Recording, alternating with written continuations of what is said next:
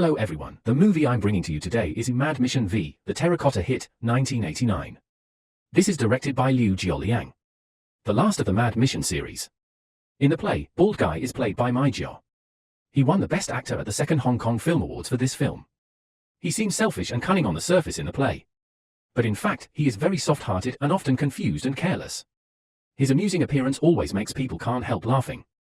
The beginning of the story is no longer a solo action like the previous 4 parts. Instead, Bald Guy and King Kong team up to perform tasks in the name of the best partners. The task is in Thailand. They accept the commission of a rich businessman to rescue his wife here. That is the bride sitting in the bridal sedan chair.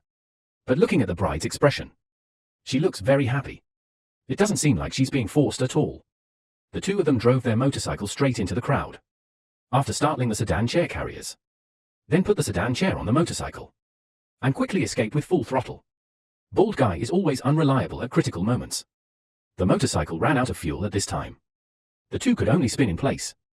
They were quickly caught up by the groom with people. Although the groom brought many people. But they are not the opponents of Mad Mission. They not only failed to stop them. On the contrary, one of their horses was harnessed by King Kong in front of the sedan chair. King Kong and Bald Guy dragged the sedan chair to the river. They held the bride and rode the hidden motorboat all the way to the other side. And came to the meeting place agreed with the client. The bride struggled desperately.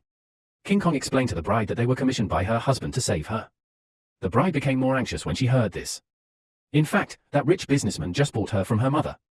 She didn't want to marry him at all. So she eloped with her lover. That commissioned rich businessman was the one who forced her. King Kong, who knew the truth, wanted to send her back. But Bald Guy disagreed. Because he needed this money. He lost his job as a policeman for some reason. And he also sent Tomboy and Small Bald Head abroad. He is currently under great financial pressure. He would rather get the reward first and then save the person again. The rich businessman saw the runaway bride. He slapped her in the face.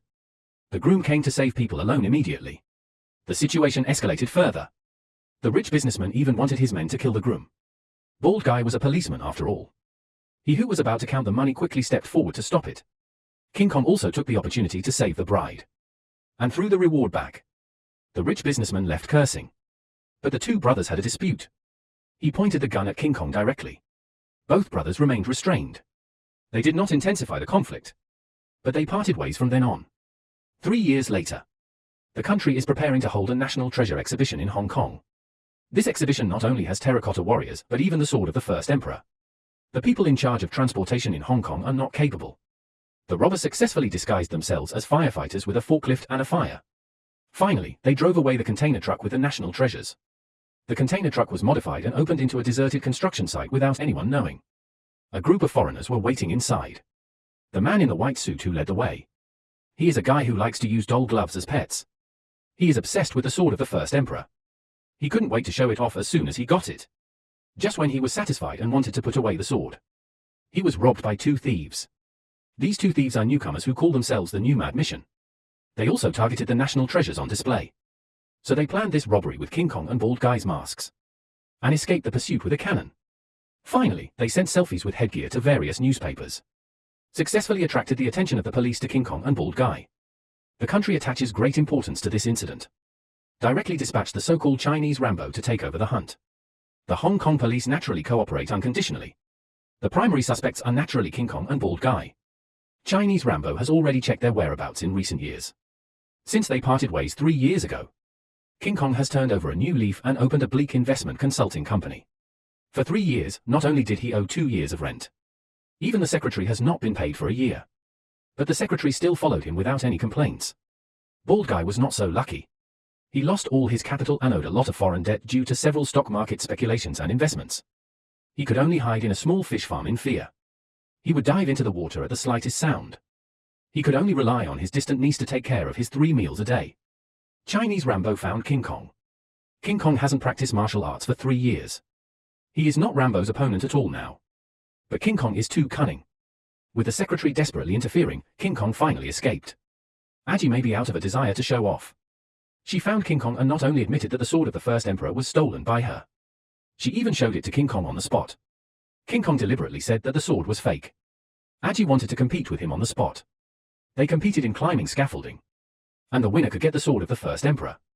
But when King Kong climbed up, he found that Ajie didn't move at all. She even deliberately called the police. King Kong, who was cheated, saw that it was not good and ran away quickly. But he didn't expect that a group of foreigners also came over.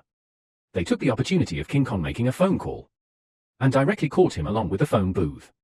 Bald Guy heard about the theft of the national treasure and knew that something was wrong. Seeing Rambo leading a large group of people to find him, he immediately jumped into the water and ran away. Bald Guy thought that King Kong and others did this, so he went to King Kong's company, who knew he was caught by a group of foreigners. So Bald Guy was also caught. He was taken to a cold storage room. King Kong, who was caught here first, was almost frozen stiff. In order to find out where the sword of the first emperor is from their mouths, they stripped the two of them of their coats, leaving only one coat for the two of them to fight over. The two fought and ended up being frozen into popsicles. After they were thawed, King Kong, who had timed it right, pretended to confess. He and Bald Guy broke the window together and landed on the top of a bus that had just arrived at the station, successfully escaping. King Kong found Ajie's license plate through his connections at the police station. At their parking spot, King Kong and Bald Guy successfully caught the brother and sister. This brother and sister stated their defiance. They only wanted their fame to surpass King Kong and the others. Although they were caught, they spoke arrogantly. Bald Guy was so angry that he thought of a way to teach them a lesson. So this brother and sister were taken to the fish farm. They were tied to both ends of a wooden board separately, and they each had a container on their back. He and King Kong sat in the middle and asked questions. If anyone didn't tell the truth, they would throw things into the container on their back, letting them make close contact with the fish in the water.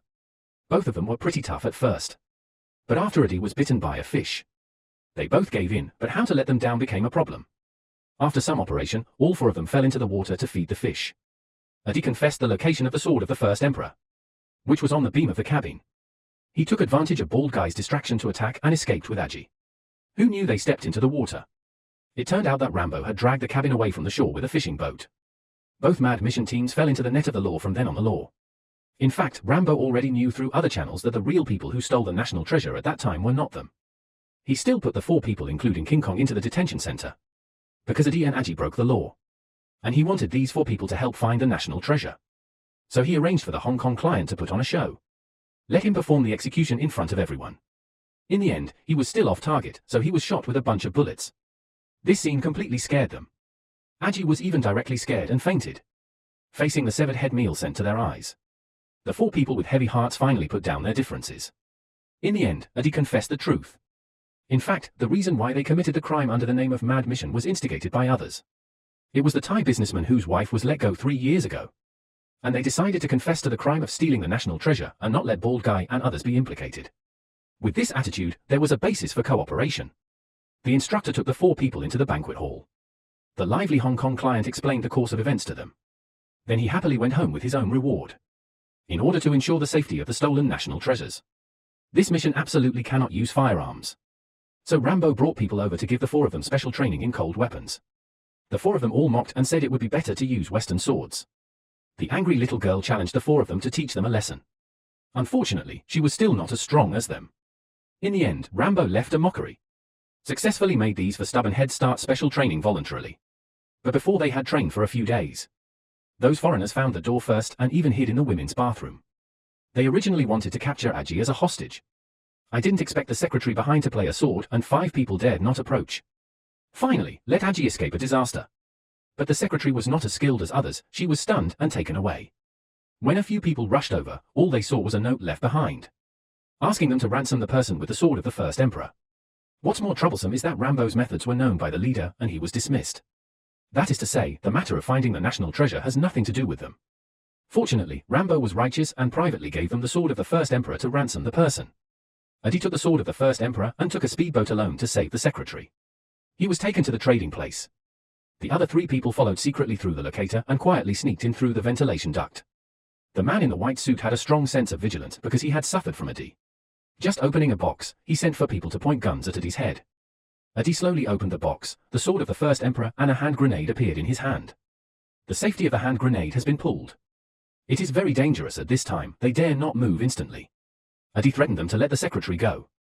Unexpectedly, the Terracotta Warriors next to him suddenly moved. Adi was caught, and others also came to snatch. Adi took the opportunity to break free and threw the hand grenade. Everyone was scared, but the hand grenade was fake.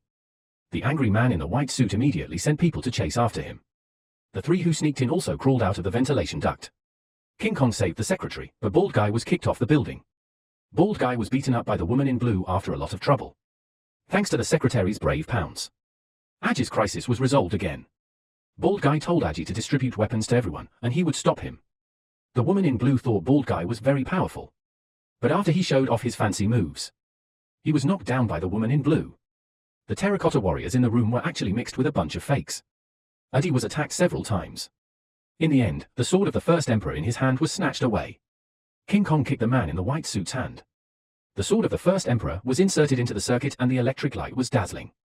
Adi originally wanted to trick Bald Guy into pulling out the sword. Unexpectedly, Ajie actually climbed up from the side. She grabbed the sword of the first emperor in one hand. But she was electrified and trembling all over.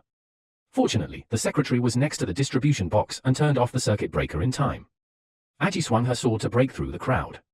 But she was still tripped by the cunning enemy. The sword of the first emperor slipped away from her hand.